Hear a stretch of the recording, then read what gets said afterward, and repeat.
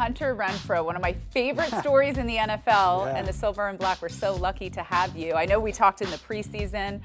Let's start at the beginning of your story. 2 national championships with Clemson. You catch the game winner from Deshaun Watson. You're part of a rookie class that is putting the league on notice. What is life like for you right now? It's been a whirlwind. It's been a lot of fun. It's wild to me to think. 6 years ago, I was paying for my school. I was a walk-on. I was wearing number 35, which no receiver really wears 35. I guess Freddie B wore 25. But just a lot of change, just a lot of excitement.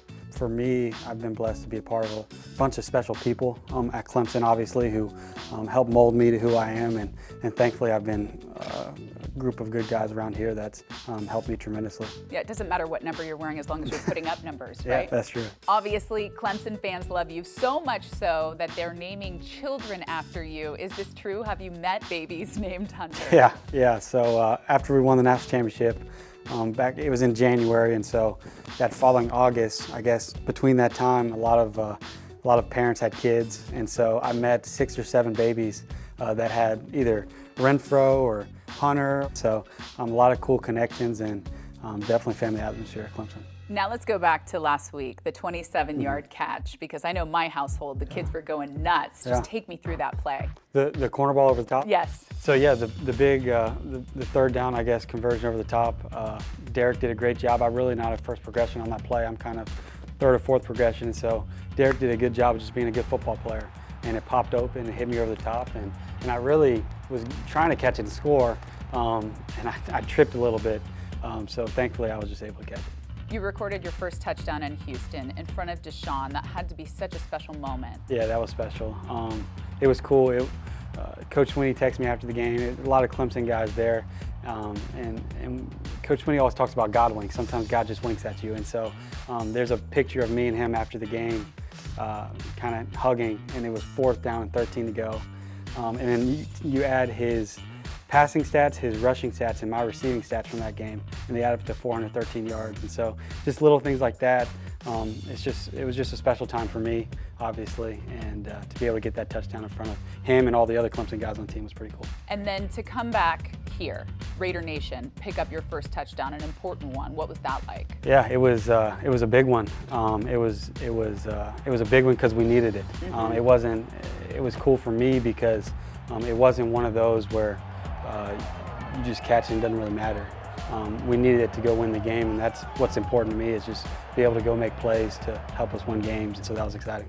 As we sit here week 12, was there a specific week or a game where the light switch just turned on for you?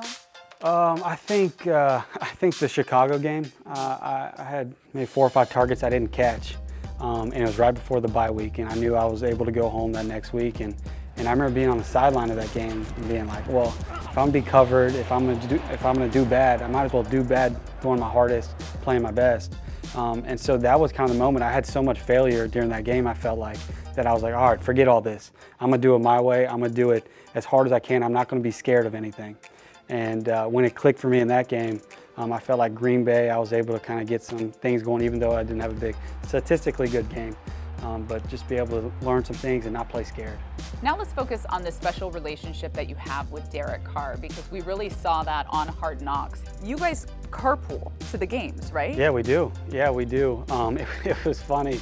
It was the second game of the year. We're playing Kansas City at home, and we drive by the security guy, and I'm in the front passenger seat, and he's in the front seat, and Derek kind of says hey and waves him through, and he looks in the window and says, hey, you got your son with you today.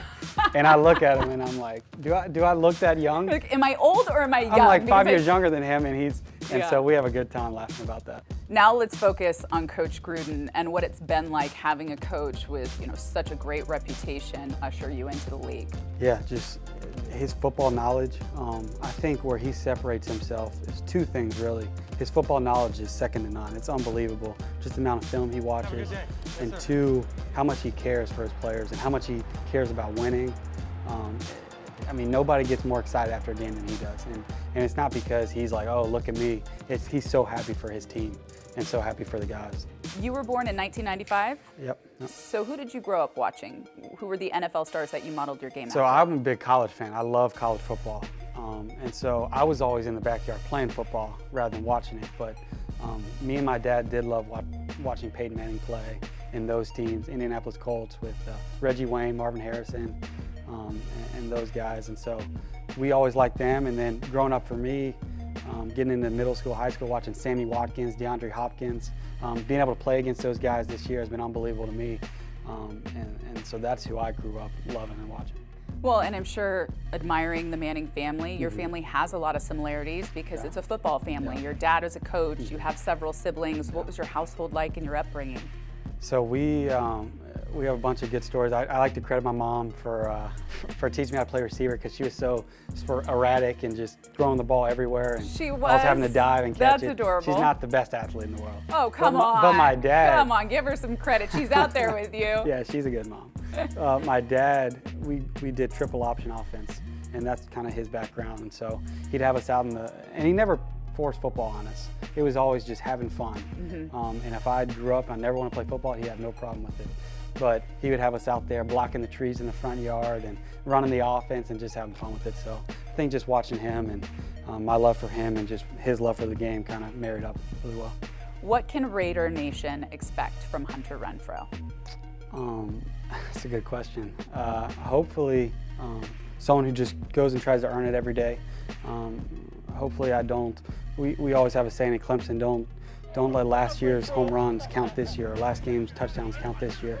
And so just kind of start over and go earn it every day. That's something that I appreciate when people just go earn it. They're not given anything, they have to go earn it every single day. And so that's something I kind of just want to carry along.